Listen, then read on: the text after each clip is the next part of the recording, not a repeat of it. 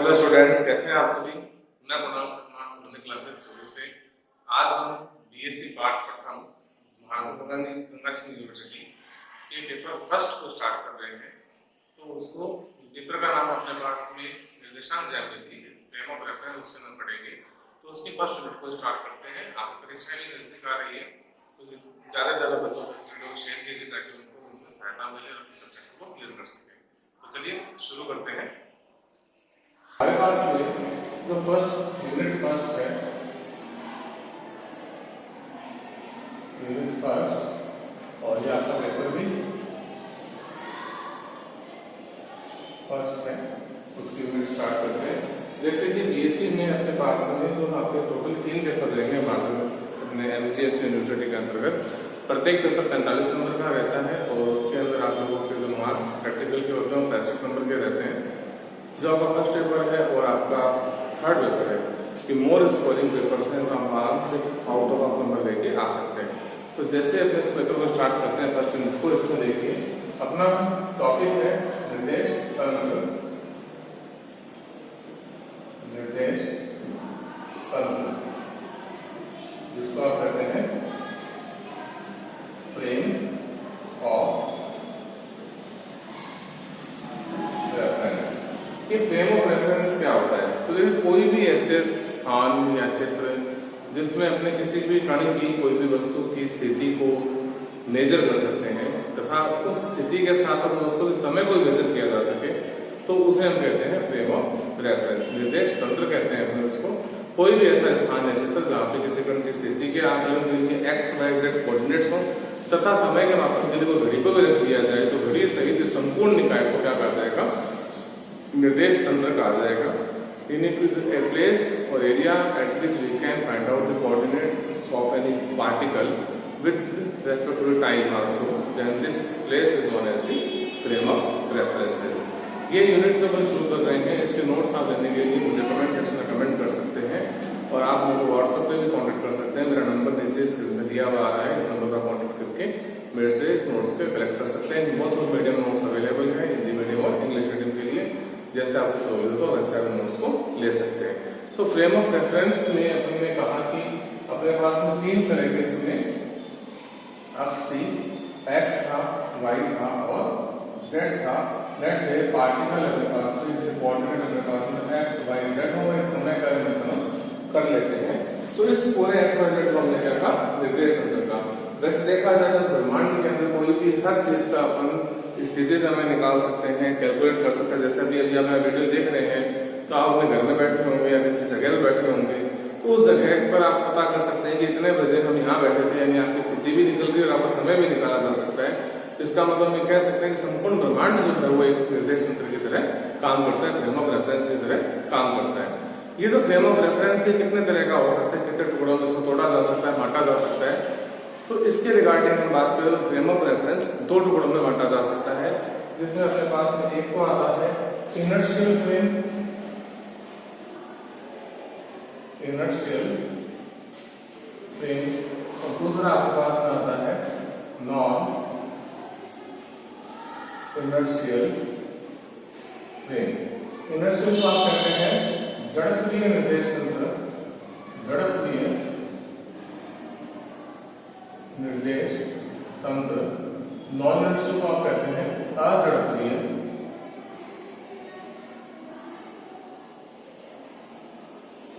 निर्देश तंत्र। देखिए इसके अंदर जो ये अपन बात कर रहे हैं जड़त्वीय निर्देश तंत्र या अजड़त्वीय निर्देश तंत्र की, तो ये जड़त्वीय क्या है, अजड़त्वीय क्या है, इसका बात करें तो हम कहते हैं कि यदि अपने पास में न्यूटन लॉ सेकंड लॉ को फॉलो करें, हम कहते हैं F इक्वल होता है ma के। यदि मैं कहूं कि मेरे पास फोर्स F है, एब्सेंट है, 0 न्यूटन है, then ma is equal to कितना होना चाहिए? 0 and a is also equal to 0 हो जाता है। यदि ये कंडीशन फॉलो होती है कि बल अनुपस्थित होने पर त्वरण भी शून्य हो जाता है, तो इसे हम कहते हैं जड़त्वीय निर्देश तंत्र।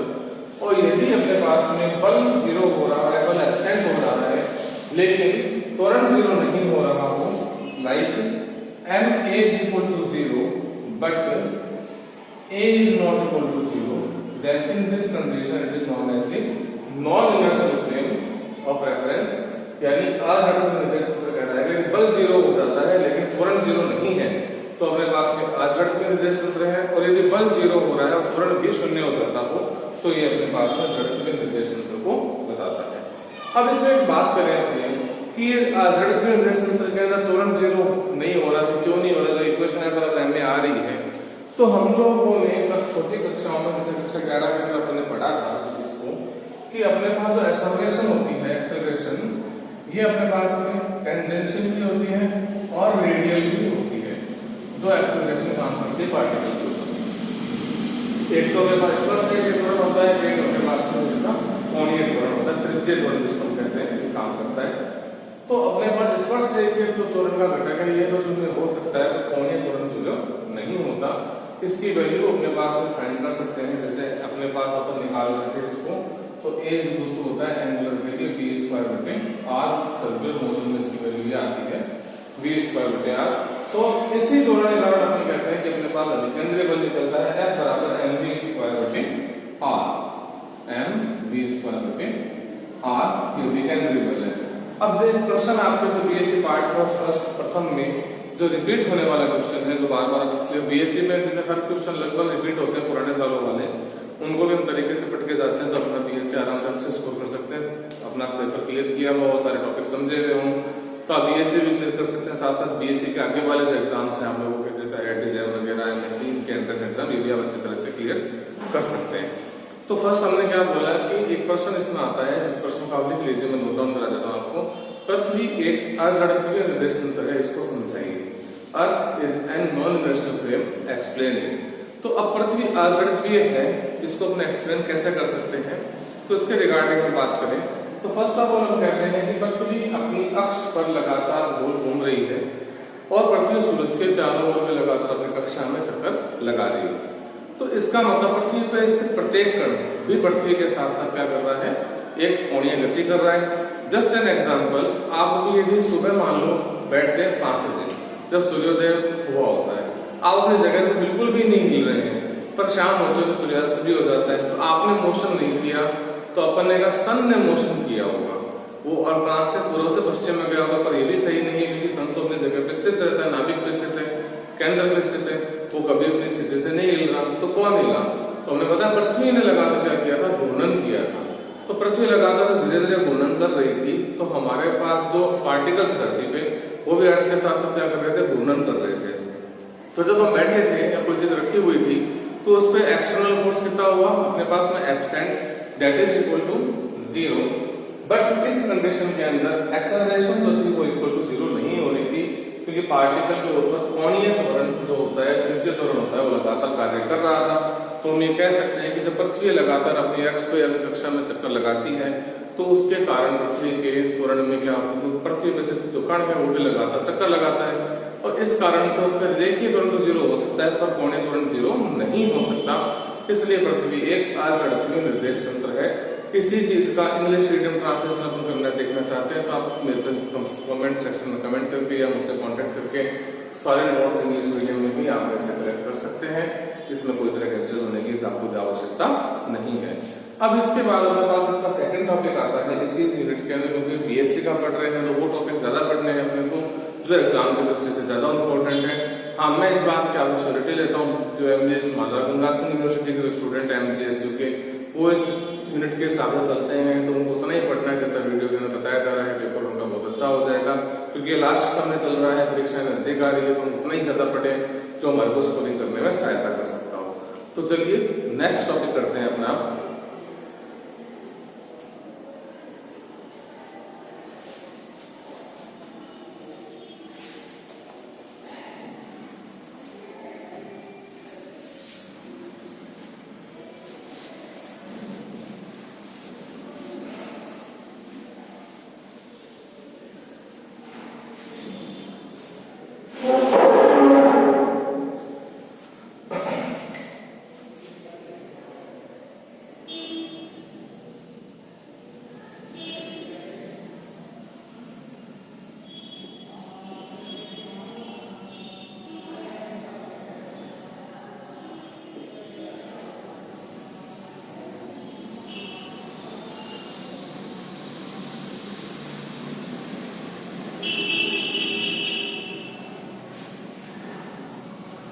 जैसे कि आप नेक्स्ट टॉपिक देख सकते हैं बोर्ड पर बेटा कि अपना टॉपिक है थीटा कोण पर झुके निर्देश हेतु रूपांतरण समीकरण।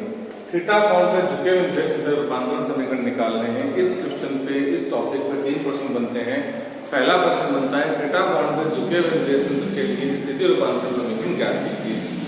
दूसरा प्रश्न बनता है थीटा कोण पर झुके हुए निर्देश के लिए सिद्ध कीजिए कि एक फ्रेम के सापेक्ष दूसरा फ्रेम जड़त्वीय होता है। तीसरा क्वेश्चन ये बनता है कि थीटा कोण पर झुके निर्देश तंत्र के लिए त्वरण के रूपांतरण समीकरण प्राप्त कीजिए। तो चलिए अपने इस टॉपिक को समझते हैं। सारे प्रश्न एक साथ क्लियर करते चलेंगे। हमने कहा कि हमारा प्रश्न टॉपिक कहता है थीटा कोण पर झुके निर्देश तंत्र हेतु रूपांतरण समीकरण हमको प्राप्त करने हैं। तो रूपांतरण समीकरण प्राप्त करने के लिए सबसे पहले अपने फ्रेम बनाते हैं जिसको हम कहते हैं S frame. This is S frame x, y and z. We have to calculate the transformation equation for a frame of reference inclined at theta angle. ये तो इसके रिगार्डिंग देखिए अपने कह दिया अपने पास x y z एक फ्रेम है और इस फ्रेम के सापेक्ष एक दूसरा फ्रेम और है जो इस फ्रेम से थीटा कोण पर झुका हुआ है। इस फ्रेम के रेस्पेक्ट में थीटा कोण पर झुका हुआ है। इस तरह से इसको झुका दिया अपने। ये x डैश है, ये y डैश है और इस फ्रेम को अपन झुकाते हैं जिसका एंगल थीटा मान लें अपने थीटा। तो ये एंगल थीटा ले लिया। अब हम कह रहे हैं कि पार्टिकल कोई p पार्टिकल है जो इस स्थिति के अंदर इसका कोऑर्डिनेट है x y z और जो झुका हुआ निर्देश हम मानते हैं इसका कोऑर्डिनेट हो जाएगा s डैश फ्रेम। तो ये s डैश फ्रेम जो है ये इस s फ्रेम के सापेक्ष थीटा कोण पर झुकी हुई थी। तो इसके अपने रूपांतरण समीकरण निकालें। इसके लिए अपने पहले देखते हैं, देखिए इसका कोऑर्डिनेट आ गया a एंड ये अपने पास आ गया b। इस कोऑर्डिनेट में आ जाएगा और यहाँ पर इसके अंदर अपने पास में कोऑर्डिनेट सिस्टम के लिए अपन बात करते हैं x डैश फ्रेम की। तो x डैश से p पार्टिकल की स्थिति कौन हो सकती थी जिसको हम डिफाइन करते हैं x dash y dash and z dash. और यहाँ से इसको निकालने के लिए x डैश के एकदम समांतर अपन एक पैरेलल लाइन ले लेंगे और एक अपने y डैश के पैरेलल एक लाइन ले लेंगे। इस लाइन के अकॉर्डिंग अपने पास ये पार्टिकल आ गया पॉइंट a डैश और ये अपने कोऑर्डिनेट आ गया b डैश। ये इस तरह से अपने पास एक फ्रेम बन गया जिसमें हमने बताया कि अपने पास पार्टिकल है जिसमें x dash y dash z dash अपने पास में निर्देश तंत्र था जिसके रेस्पेक्ट जो कि x y z के रेस्पेक्ट में थीटा एंगल पे झुका हुआ है, किसी एक कोण पे झुकाया गया है। जो इंग्लिश मीडियम के स्टूडेंट्स हैं उनके लिए भी ये टॉपिक में कोई दिक्कत नहीं है, लेकिन हेडिंग आप अगर ध्यान रखें उसमें आप देख सकते हैं तो frame inclined at theta angle की बात कर रहे हैं अपन लोग। तो इस थीटा एंगल के रिगार्डिंग अपने को क्या करना पड़ेगा, इन दोनों कोऑर्डिनेट में कोई रिलेशन निकालना पड़ेगा क्योंकि p की स्थिति x फ्रेम में भी अलग है और x डैश में भी अलग है। तो आपस में इनका रिलेशन बनाने के लिए अपन क्या करें, पॉइंट A से जो आपकी लाइन दिख रही है अपने को b डैश भी इसके ऊपर एक नॉर्मल खींच लेते हैं, लंब डाल देते हैं इस तरह से। ये अपने पास एक लाइन आ जाएगा। इसका एंगल जितना देखिए कि ये लाइन एक लंब डाला गया है जो कि OB डैश के समांतर लाइन होगी तो ये वाला एंगल भी उतना ही होगा जितना एंगल पे ये फ्रेम झुका हुआ है। This point is C and this point is D। ये अपने पास में रूपांतरण समीकरण का एक स्ट्रक्चर तैयार हो गया। अब हमारा रूपांतरण करना क्या था, निकालने वैल्यू किस कैलकुलेशन करने थे उस पर बात करें। तो हमारा प्रश्न कहना चाहता है कि यदि मेरे पास स्थिति x थी और मैं इस फ्रेम को झुका दूं तो मेरे पास स्थिति बनी x डैश। तो वापस यदि x डैश को x पे लाया जाए तो x डैश बराबर x के होना चाहिए, y डैश बराबर y के होना चाहिए, z डैश बराबर z के होना चाहिए। तो वो अपने को ट्रांसफॉर्मेशन जो इक्वेशन बनती है वो फाइंड आउट करनी है। तो इसके रिगार्डिंग हम इसमें कहते हैं कि तो O A डैश है ये किसके बराबर होगा, x डैश के, और जो ये x डैश है ये किसके बराबर होना चाहिए, OC प्लस CA डैश के। देखो OA डैश x डैश के बराबर है और OA डैश की वैल्यू कौन है, OC प्लस CA डैश इसकी वैल्यू है। तो आपके पास में x dash is equal to कितना आ गया, OC plus CA dash. This is equation number 1। And हम बात करें अपने को बात करना है y डैश की। तो ये जो y डैश आपके पास शो हो रहा है y डैश बराबर है OB डैश के और ये OB डैश बराबर होगा CD के, तो y डैश किसके बराबर होगा? तो OB डैश CD के बराबर क्यों लिया? क्योंकि देखिए इसके अंदर ये OB डैश जो लाइन है और एक PA डैश ये आपस में बराबर है, और यदि OB डैश PA डैश के बराबर है तो PA डैश किसके बराबर हो रहा है? CD के, क्योंकि B डैश के समांतर है OA डैश के, समांतर है, उनके बीच की दूरी में क्या होगी? हमेशा समान रहेगी। तो अपन ने कह दिया y डैश की वैल्यू हो जाएगी AD माइनस AC। ये आपके पास आ गया इक्वेशन नंबर 2। ठीक है, अब अपने पास देखिए चार वेरिएबल आ गए, OC, CA dash, AD, AC, चारों अननोन वेरिएबल्स हैं। इनको अपने को कैलकुलेशन करनी है। इनकी कैलकुलेशन बहुत लेस कॉमन सिंपल सी कैलकुलेशन अपन करते हैं, जिससे अपनी ट्रांसफॉर्मेशन इक्वेशन फाइंड आउट हो जाएगी। तो देखिए इसके अंदर अपन एक ट्रायंगल लेते हैं, ट्रायंगल AOC में इस ट्रायंगल को अपन बना लेते हैं साइड में, ताकि थोड़ा सा सॉल्व हो जाए। डायग्राम मोटा बना हुआ है। O पे अपना एंगल बन रहा है थीटा, A टॉप पर है और C पे आपका एंगल है 90 डिग्री का। तो अपने पास में इसमें देखिए, यदि मैं इसको लिखूं AC बट्टा OA, ये बराबर किसके आना चाहिए? साइन थीटा के। तो AC बराबर आएगा OA साइन थीटा। OA किसके बराबर हो सकता है? मैक्सिमम x के। तो ये हो जाएगा AC is equal to x sine theta. इसी ट्रायंगल के अंदर यदि मैं cos C बटा OA करता हूं तो ये इक्वल टू आता है cos थीटा के cos C, क्योंकि ये बेस अपॉन हाइपोटेन्यूस है तो cos थीटा के बराबर होगा। तो आपके cos C की वैल्यू कितनी आएगी? cos C बराबर OA cos theta, then cos C is equal to आ जाएगा आपके पास में x cos theta, because OA is equal to x था। OA इज इक्वल टू कितना था? x। आपके पास में AC और OC कैलकुलेट हो चुका है। अब अपने पास में CA डैश और AD अभी भी बाकी पड़ा है। तो इसके लिए हम फिर एक ट्रायंगल लेते हैं। यहाँ पर इस वैल्यू को कंसीडर करने के लिए अपने इसमें ट्रायंगल लेते हैं बाय ट्रायंगल PAD। इस ट्रायंगल में ट्रायंगल PAD लेते हैं। इस ट्रायंगल को दोबारा बना लेते हैं एक बार कुछ इस तरह से कि आपके A पर तो एंगल बन रहा है थीटा का, D पे आपके बन रहा है 90 डिग्री का, P इसका टॉप पर पड़ा है। फर्स्ट ऑफ ऑल हम AD को कंसीडर करें तो आप कह सकते हैं AD बट्टा AP बराबर cos theta, then AD is equal to किसके आ जाएगा? AP cos थीटा के, नॉर्मल बटा base upon hypotenuse is equal to cos theta. Then the value आ गई यहाँ पे AD is equal to AP cos theta. इसमें एक चीज नोटिस कीजिए कि जो आपके पास में AP है ये बराबर होगा OB के, और OB बराबर हो सकता है Y के। AP is equal to OB and OB is equal to Y. Then this equation is known as the AD is equal to Y cos theta. ठीक है, और आपके पास में जो वैल्यू है देखिए CA डैश, अपने पास में एक चीज और वेरिएबल निकालना है इसमें CA डैश का, ये बराबर किसके है? PD के, क्योंकि अपने पास में AD समांतर है PA डैश के, तो इनकी बीच की दूरियां समान होंगी। तो CA डैश बराबर किसके हो जाएगा? PD के, क्योंकि CA डैश किसी भी ट्रायंगल में नहीं आ रहा तो हमें कैलकुलेशन किसका करना पड़ेगा? PD का। और PD ट्रायंगल से इजीली कैलकुलेट हो जाएगा कि नॉर्मल बटे हाइपोटेन्यूस इज इक्वल टू होता है sin थीटा। तो आपके पास वैल्यू आएगा PD is equal to PA sin theta, और आपका वैल्यू आ जाएगा PD is equal to Y sin theta.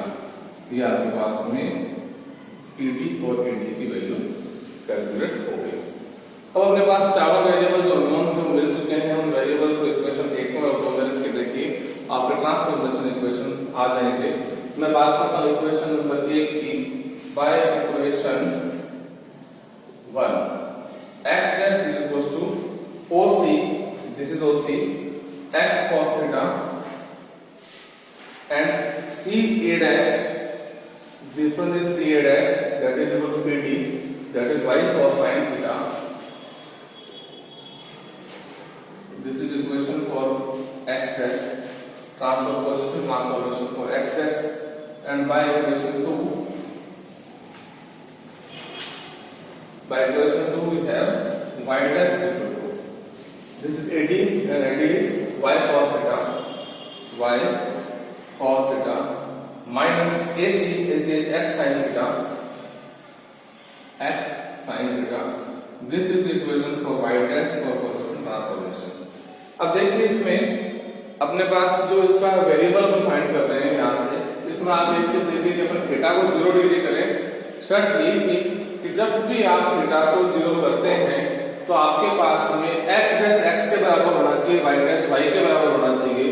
तो हमने जो थीटा को 0 किया, sin 0 कितना होता है 0, यहाँ पे sin 0 0, cos 0 होता है 1, तो x dash equal to x and y dash equal to कितना आ जाएगा y। ये आपके पहला क्वेश्चन जो था कि थीटा कोण पे झुके हुए निर्देश तंत्र के लिए रूपांतरण समीकरण निकालना है, स्थिति का रूपांतरण निकालना है, तो आपको यहीं तक करके आना है पेपर में यदि खाली स्थिति रूपांतरण पूछा जाता है तो। अब यदि इस क्वेश्चन को और बेहतर कर दिया जाए कि थीटा कोण पे झुके निर्देश तंत्र के लिए सिद्ध करना है कि ये जड़त्वीय होगा, क्योंकि यदि पहले वाला निर्देश तंत्र भी क्या था जड़त्वीय, या प्रश्न कुछ ऐसे कर दे कि सिद्ध कीजिए कि जड़त्वीय फ्रेम के सापेक्ष थीटा कोण पे झुका हुआ फ्रेम भी जड़त्वीय होगा, तो उसके लिए इस डेरिवेशन को और आगे सोल्व करना पड़ेगा, जिसको अगर हम सॉल्व करते हैं। इस क्वेश्चन को इंग्लिश मीडियम वाले स्टूडेंट्स नोट डाउन कर लीजिए। Prove that the frame inclined at theta angle with respect to inertial frame is also an inertial frame. Okay, तो चलिए इसको शुरू करते हैं। सॉल्व किया है यहाँ तक में x डैश बराबर अपने वैल्यू निकाल ली, y डैश के अपन ने इक्वेशन निकाल ली। अब कंडीशन ये है कि ये जो z फ्रेम है ये भी घूम रहा होगा, मतलब अभी तक अपन ने क्या बोला था कि जो x डैश घूम रहा है, y डैश घूम रहा है, z डैश अपनी जगह पर स्थित पड़ा है। जैसे पंखे में अपने पास मैन पाइप होता है, ये रुका हुआ गाड़ियां घूम रही है इसके अंदर, ठीक वैसे z रुका हुआ था, x y घूम रहे थे। अब बात अपन डिस्कस कर रहे हैं कि यहाँ पे z भी एक साथ घूमने लग जाता हो तो इसकी कंडीशन क्या बनेगी, अपन ऐसा कहते हैं कि यदि z डैश भी थीटा कोण पर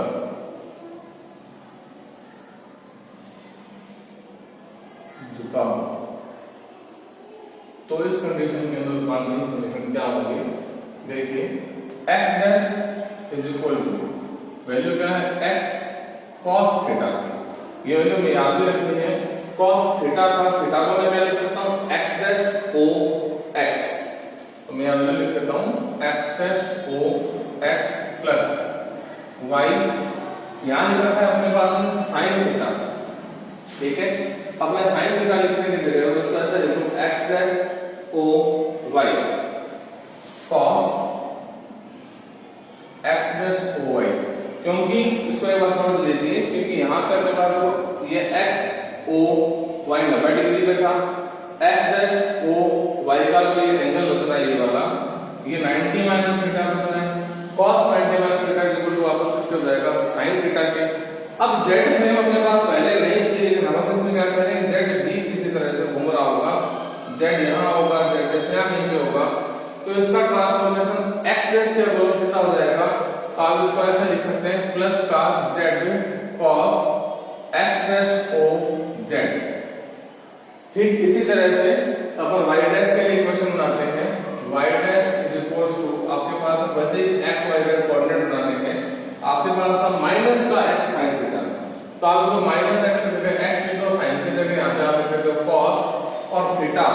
अब देखो इसमें अपने पास में क्या वैल्यू होती है, y डैश o x, अपने पास में ये एंगल कितने डिग्री का बन रहा था, 90 डिग्री का, और ये प्लस कितना आ गया अपने थीटा, तो एंगल क्या बन गया cos 90 plus theta that is equal to, अपने पास क्या कर सकते हैं माइनस का sin थीटा, तो अपने पास इसको लिख देंगे y डैश o x, अपन यहां पर इसको डिफाइन कर देंगे, ये y dash o x 90 plus theta, 90 plus theta क्या होता है माइनस का sin थीटा होता है, तो वैल्यू ऑटोमेटिक डिफाइंड हो गई वहां पे, प्लस अपने इसको लिखते हैं y cos y dash o y, ये देखिए y डैश o y, ठीक है, ये वैल्यू अपने पास हो जाएगी y dash o y that is equal to theta, तो आ गया y cos थीटा, z अपने पास में इसको रेफरेंस मान में लिखना पड़ेगा अपने को, तो हम इसमें लिख देते हैं प्लस का z cos y dash o z। अब देखिए z का तो अपने पास कोई वैल्यू थी नहीं, z का तो अपने पास कुछ है ही नहीं यहाँ पे, तो अपने पास z डैश की वैल्यू निकालना चाहूँ तो मैं क्या लिख सकता हूँ यहाँ से z dash is equal to इन्हीं को रेफरेंस मानते हुए लिखते हैं।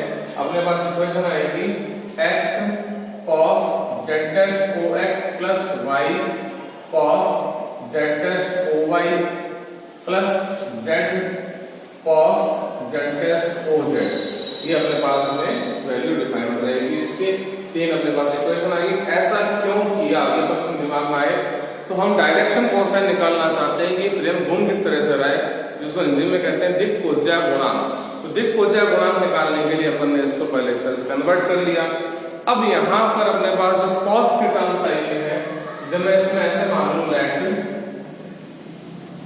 cos x dash ox is equals to a11 cos y dash ox is equals to a21 cos z dash ox is equals to a31। Just normal सारे component इस तरह से हम लिख देंगे इसी को रेफरेंस मानते हुए कि अपने पास ये a11 है, ये a12, ये a13, a21, a22, a23, a31, a32, a33, ये सारे कंपोनेंट आ जाएंगे। तो ये अपने पास में जो वैल्यूज है ये किसको बता रही है,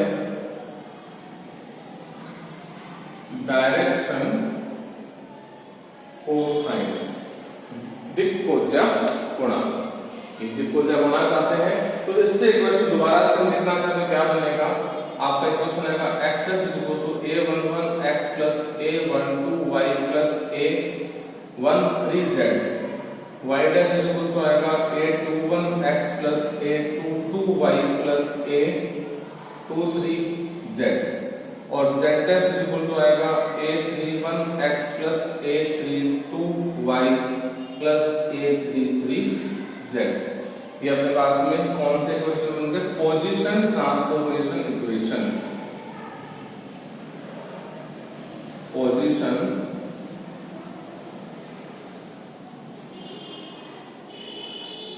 ट्रांसफॉर्मेशन इक्वेशन, स्थिति रूपांतरण समीकरण। एकदम सिंपल सा एक स्थिति बन गई। अब हम जानते हैं कि जो स्थिति रूपांतरण समीकरण है इसको अपने डिफरेंशिएट करेंगे विद रेस्पेक्ट टू टाइम, तो अपने पास निकल जाएगा वेलोसिटी ट्रांसफॉर्मेशन इक्वेशन, और वेलोसिटी को फिर डिफरेंशिएट करेंगे टाइम के रेस्पेक्ट में, तो अपने पास आंसर आ जाएगा एक्सेलरेशन ट्रांसफॉर्मेशन इक्वेशन। तो हम इसके अंदर इस इक्वेशन को थोड़ा सा डिफाइन करके एक फॉर्म में कन्वर्ट करते हैं। देखिए बहुत सिंपल सा एक फॉर्म बनाते हैं, यहाँ पे इसको रख कर देते हैं डायग्राम को, इसकी जरूरत नहीं है।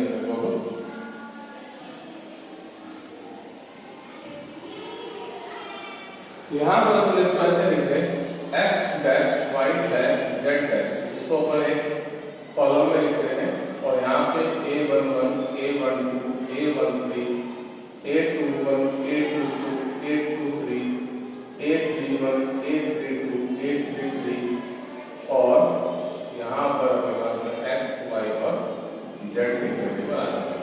तो ये अपने पास मैट्रिक्स फॉर्म में हो गया किसका, पोजीशन ट्रांसफॉर्मेशन। तो यहाँ पर अपने पास में ये वैल्यू बनती है मैट्रिक्स, जिसे कहते हैं direction cosine matrix, direction cosine matrix. ये अपने पास पोजीशन के लिए आ गई, ट्रांसफॉर्मेशन के लिए। अब मैं जो इसको कहता हूँ, इस इक्वेशन को जो मैंने सॉल्व किया है इसको मैं कहता हूँ एक नंबर इक्वेशन। इस डेरिवेशन में तो यदि शुरू से कंटिन्यू लेके चलते हैं तो आपने इक्वेशन 1 और 2 ले लिया था, तो इसको आप इक्वेशन नंबर 3 भी ले सकते हैं, कंटिन्यू डेरिवेशन शुरू से मान के साथ चलते हैं। तो अपने इसमें लिख देते हैं वेलोसिटी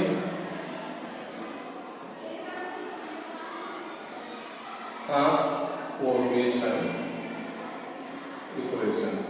वेलोसिटी ट्रांसफॉर्मेशन मतलब वेग का रूपांतरण समीकरण निकालना है, और इसमें लिखते हैं differentiate equation 3 with respect to time.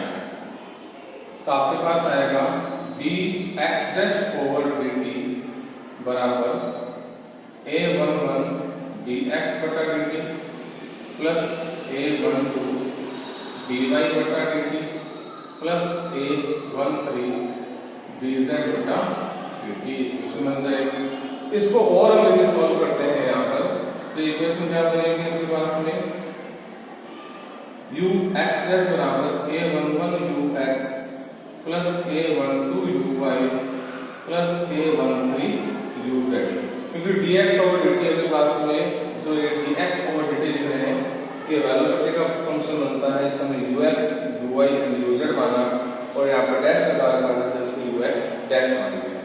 अब देखिए इसके अंदर सिमिलरली अपन y डैश को सॉल्व करेंगे, z डैश को सॉल्व करेंगे।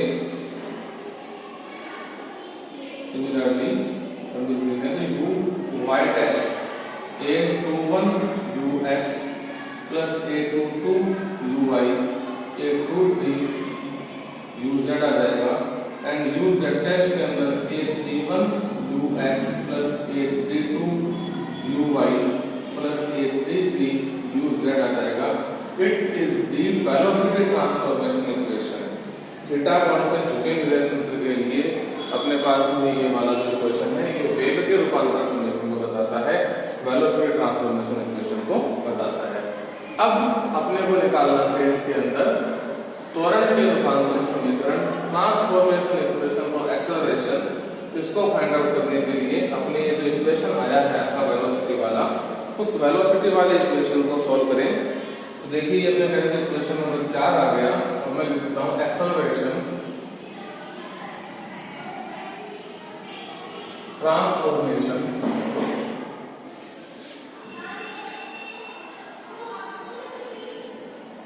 इक्वेशन, एक्सेलरेशन ट्रांसफॉर्मेशन इक्वेशन त्वरण के रूपांतरण समीकरण। तो इसमें हम लिख देते हैं differentiate equation for with respect to time.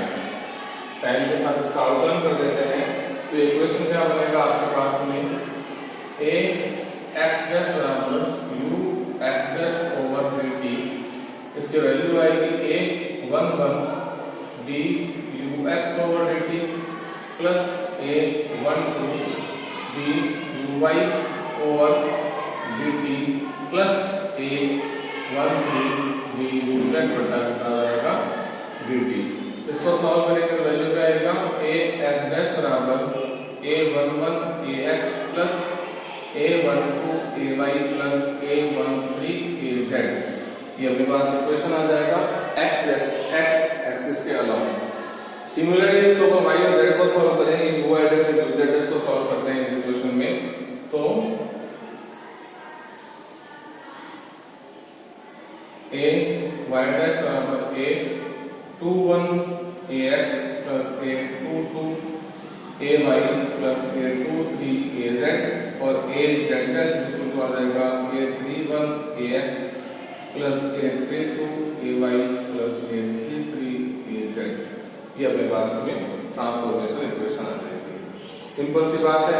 अब ये जो यहाँ पे अपने पास सॉल्यूशन हुए हैं ये अपने पास सिर्फ एक्सेलरेशन ट्रांसफॉर्मेशन इक्वेशन तक की वैल्यूज आ गई, बट इक्वेशन भी ऐसे भी आ जाएगी में कि अपने को सिद्ध करना है, बात जो बोले थे आपको लिखवाया था क्वेश्चन कि अपने बताना है थीटा कोण पे जड़त्वीय के सापेक्ष थीटा कोण में झुका हुआ निर्देश तंत्र जो है वो जड़त्वीय ही होता है। तो उसको सिद्ध करने के लिए देखो ये जो लास्ट इक्वेशन अपने पास आया है ये अपने पास एक्सेलरेशन ट्रांसफॉर्मेशन इक्वेशन हो गया। हम इसमें सिंपल सी बात कहते हैं कि जड़त्वीय निर्देश तंत्र में क्या होगा, जड़त्वीय निर्देश तंत्र हेतु for inertial frame of reference ax ay और az सब कुछ इसके बराबर होता है 0 के। ax 0 ay 0 az भी कितना है 0। तो हमने पढ़ा था कि जड़त्वीय निर्देश तंत्र में बल अनुप्रस्थित होने पर त्वरण भी 0 हो जाता है। यहाँ पे भी त्वरण कितना हो रहा है 0 हो रहा है जड़त्वीय के लिए। इस ax ay az की वैल्यू को इस इक्वेशन में कहीं पे भी रख दीजिए। यदि अपन लोग इसको सेट करें यहाँ पर आप वैल्यू रखते हो, इसको मैं कहता हूँ इक्वेशन नंबर 5 और by equation 5 a x dash बराबर a y डैश बराबर a z डैश कितना आ जाएगा 0 आ जाएगा। यानी यदि s फ्रेम जड़त्वीय था तो s डैश भी क्या हो गया जड़त्वीय सिद्ध हो रहा है, क्योंकि आप यदि यहाँ पर ax को 0 रखो ay को 0 रखो az को 0 रखो तो ax डैश 0 हो जाएगा। यहाँ पर भी ax ay az इनको सबको 0 रखोगे तो आपके ay डैश और az डैश भी कितने हो जाएंगे 0 हो जाएंगे। ये अपना क्वेश्चन था, बड़ा क्वेश्चन आता है ये वाला। वापस से मैं इसको रिपीट कर दूं आपकी क्लास को। यदि तो अपन ने बोला निर्देश तंत्र किसे कहते हैं, तो हमने बताया निर्देश तंत्र कोई ऐसा स्थान या क्षेत्र था जहां पर किसी कण की स्थिति को अपने ज्ञात करने के लिए निर्देशांकों के के साथ साथ में समय मापन के लिए घड़ी को रख दिया जाए तो घड़ी सहित संपूर्ण जो निकाय बन रहा था उसने निर्देश तंत्र नाम दिया। निर्देश तंत्र कितने प्रकार का होता है तो हमें पता निर्देश तंत्र दो प्रकार का डिफाइन किया गया, इनर्शियल एंड नॉन इनर्शियल, जड़त्वीय व अजड़त्वीय।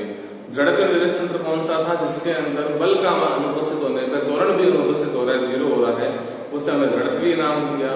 तथा अजड़त्वीय कौन सा था? जिसके अंदर हमने कहा बल अनुपस्थित है पर त्वरण जीरो नहीं होता, यानी त्वरण का कोई ना कोई घटक काम करता ही रहता है, इसलिए उसको हमने नाम दे दिया अजड़त्वीय निर्देश तंत्र। फिर एक प्रश्न आया कि पृथ्वी अजड़त्वीय निर्देश तंत्र होती है, इसको समझाना था अपने को। तो हमने सिंपल शब्दों में बताया कि पृथ्वी अपने अक्ष पर अपनी कक्षा में लगातार घूर्णन कर रही है, जिसके कारण पृथ्वी पर से प्रत्येक कण पृथ्वी के साथ साथ लगातार घूर्णन कर रहा है।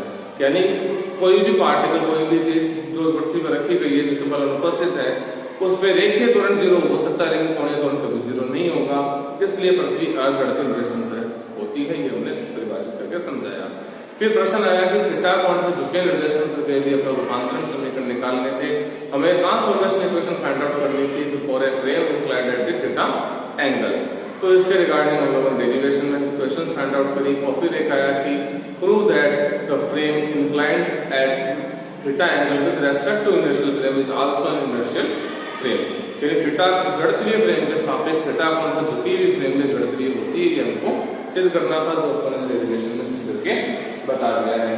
आप में से किसी भी स्टूडेंट को इसके रिगार्डिंग नोट्स चाहिए हो इस यूनिट के, both of medium, Hindi medium, English medium, तो आप मुझसे कांटेक्ट कर सकते हैं। आपको बोथ मीडियम के नोट्स प्रोवाइड हो जाएंगे और आपको कोई प्रॉब्लम हो, कोई डाउट हो तो भी आप मेरे से क्लियर कर सकते हैं। धन्यवाद।